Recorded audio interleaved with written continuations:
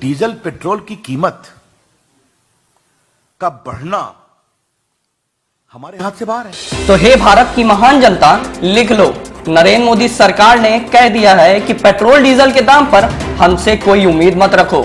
मोदी सरकार ने कह दिया है कि पेट्रोल डीजल के दाम पर हमसे कुछ मत पूछो।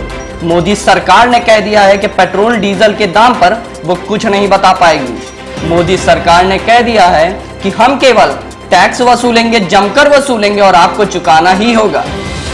डीजल पेट्रोल की कीमत का बढ़ना हमारे हाथ से बाहर है। ऐसी मारक मासूमियत केवल महबूबाओं में हुआ करती है कि आशिक कत्ल हो जाए और वो उम्मीद करती है कि बेचारा मुस्कुराता रहे।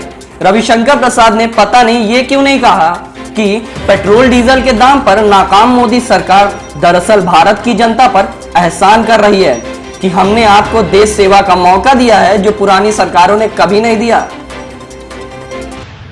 वेनेजुएला में राजनीतिक अस्थिरता है। ईरान के ऊपर अमेरिका के सैंक्शन का दबाव और प्रभाव है और जो अमेरिका में शेल गैस बनने वाली थी वो अभी तक प्रोडक्शन में नहीं आई। मतलब मोदी सरकार कह रही है कि भारत में तेल के दाम बढ़ने के लिए वेनेजुएला जिम्मेदार है। मोदी सरकार कह रही है कि भारत में तेल के दाम बढ़ने के लिए ईरान जिम्मेदार है। मोदी सरकार कह रही है कि भारत में तेल के दाम बढ़ने के लिए अमेरिका जिम्मेदार है। मोदी सरकार कह रही है, सुनो भारतवासियों, तुम्हारी गर्दन तक चढ़ाई हमारी नाकामी के लिए कांगो जिम्मेदार है, इक्वाडोर जिम्मेदार है, अरब जिम्मेदार है, अल्जीरिया जिम्मेदार है, अंगोला जिम्मेदार है, बस हमसे ना पूछो।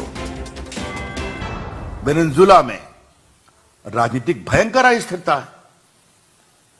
आपने देखा होगा कि वहां के राष्ट्रपति के ऊपर हमला करने की कोशिश की गई थी ड्रोन के द्वारा एक परेड में।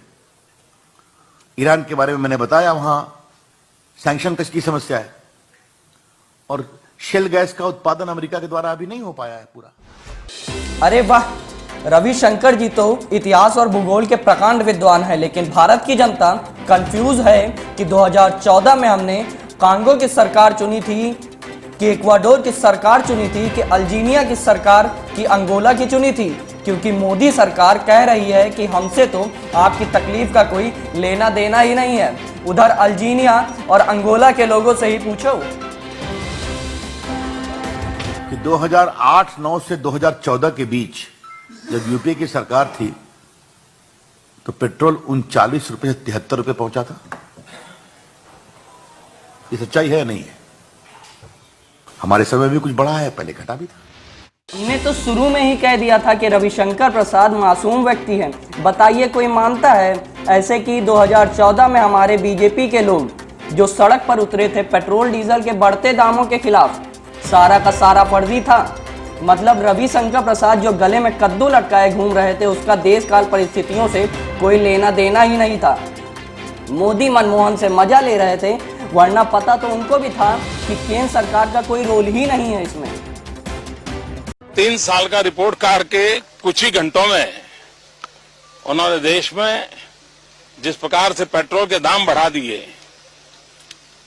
ये दिल्ली सरकार की शासन चलाने की नाकामयाबी का जीता जागता सबूत है। देश की जनता के अंदर भारी आक्रोश। चुनाव से पहले यही बयान सरकार पर कटाक्ष बन गया है। अब यही सवाल विपक्ष पूछ रहा है। जैसे जैसे तेल उठ रहा है, रुपया गिर रहा है, पीएम की गरिमा भी दांव पर है और पीएम मोदी कह रहे हैं कि हमसे मत पूछो, हमको राज भोगने दो और सुनो, और नारा संत रहे। बहुत हुआ महंगाई का वार, अब की बार फिर से मोदी सरकार। रायबरेली की लेटेस्ट खबरों के लिए आप हमारे चैनल को लाइक व सब्सक्राइब जरूर करें।